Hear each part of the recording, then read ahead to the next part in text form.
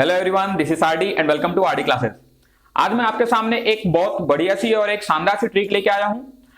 आपको भी एक जानकर हैरानी होगी कि एक ऐसा व्यक्ति जो वर्तमान में किसी दूसरे पद पे हैं लेकिन ऐसे भी कार्य करते हैं, ठीक है। उस व्यक्ति का नाम है नरेंद्र मोदी। नरेंद्र मोदी जो कि भारत के वर्तमान में प्रधानमंत्री के पद पर भी हैं।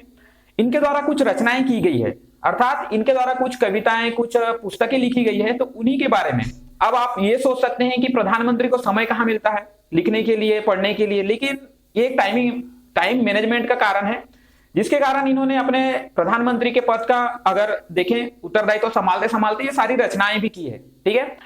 तो उन्हीं रचनाओं के बारे में एक छोटे से ट्रिक के माध्यम से जानेंगे कि किस प्रकार से कौन कौन सी रचनाएं हैं जो कि हमारे प्रधानमंत्री मोदी जी के द्वारा की गई है। और वर्तमान में जो एग्जामों का पैटर्न कहना चाहिए ऐसे बदल रहा है कि जो हम सोच भी नहीं सकते कि कौन से अगर प्रश्न पूछे जाने हैं उन्हीं प्रश्नों को पूछ लिया जाता है। तो इसीलिए भी यह एक महत्वपूर्ण होगा कि एग्जाम में इस प्रकार के भी अगर भविष्य में प्रश्न पूछे जाते हैं तो कोई भी हमें डाउट ना हो और कभी भी हम अपने एग्जाम में मतलब इस चीज को लेके तो पीछे ना हो। तो इसीलिए एक छोटी सी ट्रिक के माध्यम से हम याद करने की कोशिश करेंगे कि प्रधानमंत्री मोदी जी के द्वारा कौन कौन से रचनाएं की गई है। देखते हैं कौन सी ट्रिक है।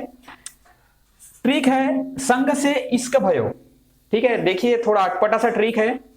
संघ वैसे भी जो आरएसएस है, राष्ट्रीय स्वयंसेवक संघ, तो उसमें तो मोदी जी पहले से ही इन्वॉल्व हैं, ठीक है। एक प्रकार से कहें कि उनका प्यार ही है वो संघ, क्योंकि वहीं से उन्होंने आगे चल के अपनी यात्रा की और इस पद पे पहुंचे हैं। तो ट्रिक भी वैसे ही है, संघ से इश्क भयो। याद रखने के लिए बहुत अच्छा होगा कि आप इस प्रकार से याद रखें आरएसएस के द्वारा, ठीक है, कि संघ से इश्क भयो यह मोदी जी की रचनाओं की ट्रिक है। किस प्रकार से कार्य करती है आइए देखते हैं। संघ, ठीक है, संघ से आ जाएगा संघर्ष में गुजरात। गुजरात के संघर्ष के 2002 के जब दंगे हुए थे उस समय की यह रचना है उनके द्वारा। तो बहुत शानदार रचना है कि वहां पे क्या क्या हुआ, किस प्रकार से उन्होंने पूरा संभाला, इस सभी के बारे में यहाँ पे उन्होंने वर्णन किया है। तो संघ से आ जाएगा संघर्ष में गुजरात। दूसरा है से आ जाएगा सेतु बंध, ठीक है, सेतु बंध, यह भी मोदी जी की ही रचना है। तीसरा है इश्क। इश्क से देखिए इश्क में 3 शब्द हैं ई, तो ई से आ जाएगा आपका इंपावरमेंट, ठीक है, यह इंपावरमेंट करके भी इनकी ही रचना है। नेक्स्ट आ जाएगा स। इश्क में ई से, ई के बाद स, तो स से आ जाएगा सामाजिक समरसता साक्षी भाव। देखिए स तीनों जगह पे है और स से ही इसका ट्रिक बना हुआ है कि सामाजिक समरसता और साक्षी भाव तीनों एक ही किताब का नाम है, ठीक है। स से सामाजिक समरसता साक्षी भाव, ठीक है। फिर आ जाएगा क।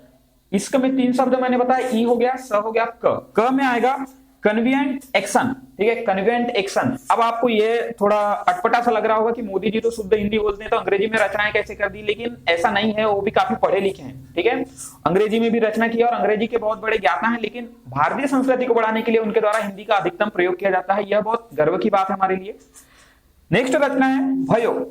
देखिए भयो से आएगा आपका, भ से आ जाएगा भव यात्रा और यह से आ जाएगा योगा, ठीक है, यो से आ जाएगा yoga of education. Yoga of education यह भी मोदी जी की रचना है, ठीक है। ये है रचनाएं। तो एक बार और देख लेते हैं, क्योंकि एक बार में अगर कुछ डाउट है तो दूसरे बार में क्लियर हो जाएगा।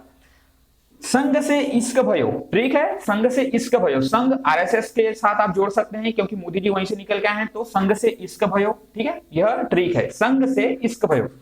संघ से आ जाएगा आपका संघर्ष में गुजरात, ठीक है। से आ जाएगा सेतु बंध। इश्क में 3 शब्द हैं, तो ई से आ जाएगा आपका इंपावरमेंट, स से आ जाएगा सामाजिक समरसता साक्षी भाव, ठीक है, क से आ जाएगा कन्वीनिएंट एक्शन, ये हो गया। अब आता है भयो, तो भ से आ जाएगा आपका भव यात्रा और यो से आ जाएगा योगा ऑफ एजुकेशन। तो ये इस